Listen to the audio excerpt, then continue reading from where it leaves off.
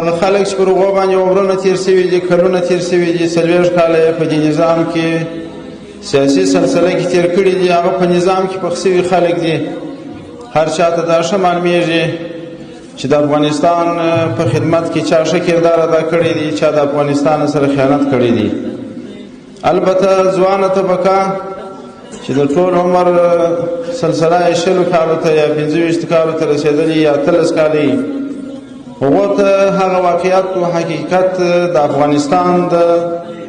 رښتونو بچانو د خادمانو دا ډېر نه معلومیږي. نو دا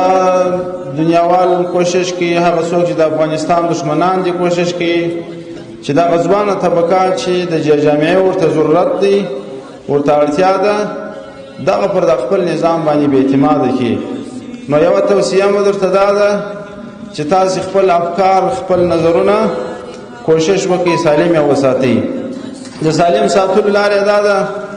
چې په اول قدم کې کم ځوانان چې د اسلامي امارت په چوکاټ کې خدمت کې مجاهدین دي، دا چې د خپلو مشرانو په هدایاتو، د خپلو استادانو په هدایاتو باندې کوشش وکړي چې پر هغو باندې ډېر تمرکز ولري، خپل ذهن سازي د خپلو استادانو او مشرانو د خوا وکړي. او کم ځوانان چې په نظام کې داخل نه دي، د باندې پاتې دي، د هغو څخه مو دا غوښتنه ده چې هغه د کوشش دا وکړي د هغه ځوانانو سره د نږدې تعلقات وساتي چې د اسلامي امارت په چوکاټ کې دننه خدمت کوي، د هغو سره عملي تجربې او عملي کارګزاریانې ورسره د ښه استفاده غځنې وکړي.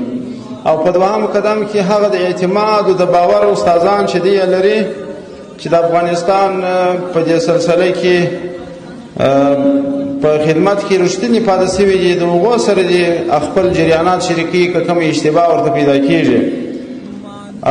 میډیا چې ده، فیسبوک چې دی، ټویټر، دا چې د ځان لپاره